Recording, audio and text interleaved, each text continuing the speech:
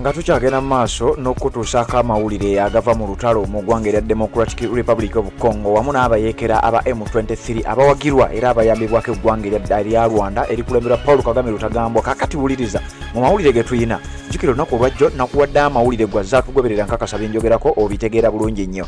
Obudde obwajjo we bwawungeredde nakuwadde amawulire nga abayeekera ba M23 bamaze okuba nga balina obwaloyalo bwe babadde bamaze okuba nga basalako. Yesterday but one nakuwa amawulire nga akatundu oba akatawuni akamanyiddwa nga Kabamba kaali kamaze okuba nga kagwa mu mikono egy'abayeekera aba M23. Kakati we bwazibidde nga abayeekera bana ba M23 bamaze okuyingira ekibuga ekimanyiddwa nga Bukavu. Wenjogera ku kibuga Bukavu asobola okutegeera ekibuga ekimanyiddwa nga Goma n'ekibuga kino oba osobola okuba nga okitegeera. Jjukira zino province nakugambe ziri 3.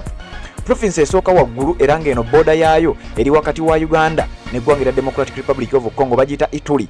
Eyo muhozi gye yategeezezza nti naffe tugenda tuwambe kubanga tumanyi waliyo abayeekera ba ADF beekwese eyo. Kakati wuliriza province eddakaawo bagiyita North Kivu.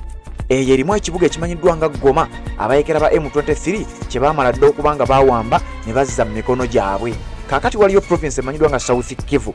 Eno erina ekibuga kyayo ekikulu bakiyita Bukavu. Zino zonna province ziri mu ggwanga erya Democratic Republic of Congo. Wabula kigambibwa nti province zino ze zikyasinze okubeeramu ebyobugagga eby'omu ttaka.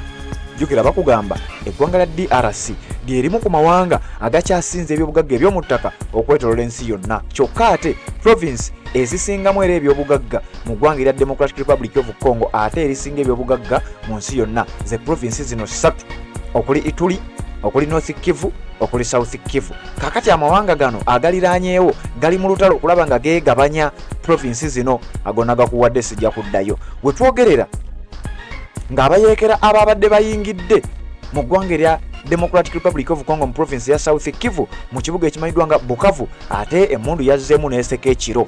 Akuwadde akatambi wabiyulidde. Kati mu mmundu yasesa ekiro ate amawulire gatugamba nti abayeekera bamaze okuba nga babafulumya era kati ekibuga ekyo ekimanyiddwa nga Bukavu amagye g'eggwanga erya Democratic Republic of Congo nga gayambibwako amagye g'amawanga amalala gamaze okuba nga gaddamu okweddiza ekibuga ekimanyiddwa nga Bukavu newankubadde ng'amawulire go gakyalaga nti abayeekera bakyalimu mu kibuga ekimanyiddwa nga Bukavu. Tuli mu Maserengeta bakiyita South Kivu. Okusinziira ku sources nakugamba nze bwe nkuwa amawulire nkuwa ne source kubanga sibikumalirayo nkuwako akatonotono naawe n'ogenda mu maaso n'okola okunoonyereza. Era okusinziira ku mukutu gw'amawulire ogwa BBC British Broadcasting Corporation egimu ku mikutu egikyasinze okubeera egyamutawaana ennyo okwetoloola ensi yonna. Wulira BBC bwe yagambye waliwo amawulire gano we nagakuwadde. Omuntu omu n'aŋŋamba nti munnange ekyo kyotuwadde nga tekiriiyo, nze ndi wano kumpi ne booda ya Congo. Kati nze akugamba bino tuyina drone zaffe tusobola okugafunawo wennyini wooli ng'ate gwe tonnagategeera. Kakati wuliriza okusinziira ku mukutu gw'amawulire ogwa BBC oba British Broadcasting Corporation wulira bagambye Democratic Republic of Congo M23 rebels enter city of Bukavu. Bayeekera ba M23 abali mu kulwanira mu ggwanga erya Democratic Republic of Congo mu province emanyiddwa nga North Kivu badde basinze okuba nga bamanyibwa. Kakati okusinziira ku munnamawulire amanyiddwa nga Will Ross ne munne amanyiddwa nga Malu Kasino bano nno baategeezezza M23 rebels in the east of the Democratic Republic of Congo have entered Bukavu, the eastern region's second largest city. Okitegedde nti abayeekera ba M23 bayingidde mu province emanyiddwa nga South Kivu mu kibuga ekimanyiddwa nga Bukavu era nga kye kimu ku bibuga ebikyasinze obunene mu Eastern Democratic Republic of Congo province ezisangibwayo. Jjukira ekibuga ekiriyo ekinene bakiyita Goma, ekibuga ekiddakaawo bakiyita Bukavu, ekibuga ekyokusatu ekiddakaawo bakiyita Bunya ekiri mu province eri ey'ekyengulu emanyiddwa nga Ituri. Eggwanga erya Uganda lyategeezezza nti nalyo ligenda kwefunza sayidi eyo. Wuliriza Colonel Nanga, leader of the Congo River Alliance, which includes M23 rebels, told Reuters news agency the rebels has entered the South Kivu provincial capital on Friday evening and would continue their advance on Saturday. Aduumira abayeekera bali mu ggwanga erya Democratic Republic of Congo be bayita Congo River Alliance nga ekitongole kino ekibinja kino kigatta abayeekera abo bubinja obw'enjawulo omuli n'akabinja ka M23. Yafuddeyo n'ategeeza nti abayeekera ba M23 bano bannaffe bamaze okuba nga bamuyita Colonel Nanga bamaze okuba nga beesogga ekibuga ekimanyiddwa nga Bukavu ekisangibwa mu province emanyiddwa nga South Kivu ate bwe kataligirya tugenda kweyongera okusaasaana, tugenda kweyongera tusukke mu kitundu ekyo ekimanyiddwa nga Bukavu, tuyingire ne mu bitundu ebirala. Omuyekera ategeeza oli ku mukutu gwa Red Zone TV. Tukyagenda maaso n'okubanga byonna tubikutuusako gwe atanaba kubanga osubscribe kikole obeere nga tomisinga gulire ku gulire okuva mu ggwanga erya Democratic Republic of Congo. Naye jjukira bino byonna bigenda mu maaso. Olukiiko oba olukuŋŋaana lw'amawanga ga African Union baamaze dda okuba nga balonda ne basuula omukulu ow'eggwanga erya Kenya. Kino nno kigambibwa yasuuliddwa lwa bino ebigenda maaso mu ggwanga erya Democratic Republic of Congo. Wano bagamba the Rwandan backed military, wano nno abasinga obungi we twawukanira bwe bakugamba nti Rwandan backed militants, nti bano bayambibwako Rwanda. Ensi yonna ekimanyi, emikutu gy'amawulire gikimanyi, embeera yonna ekimanyi, ne wano ku Red Zone TV tukimanyi, naawe atugoberera okimanyi kuba tukikutegeeza.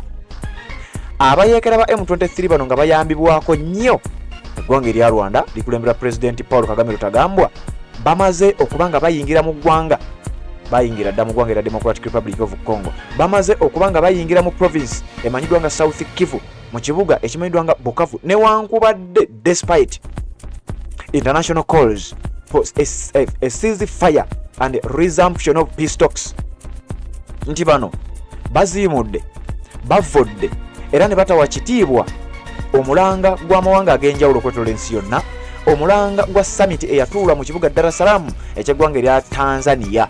Bano nno nga balangirira ne basaba wabeewo kye bayita unconditional and immediate ceasefire, wabeewo okussa wansi ebyokulwanyisa mu mbeera etaliiko bukwakkulizo, ate mbagirawo eggwanga erya Rwanda nga ligenda mu maaso n'okuyambako abayeekera ba M23. Bagambye bye tetwagala kumanya. President Paul Kagame Rutagambwa akulembera eggwanga eryo agamba ebyo temutubuulira, ffe tukyagenda mu maaso n'okuba nga tukekeza ennyago. Kakati wuliriza omukutu ogwa BBC nga batugamba hundreds of thousands of people have been forced from their homes in recent weeks as a result of the rebel advance.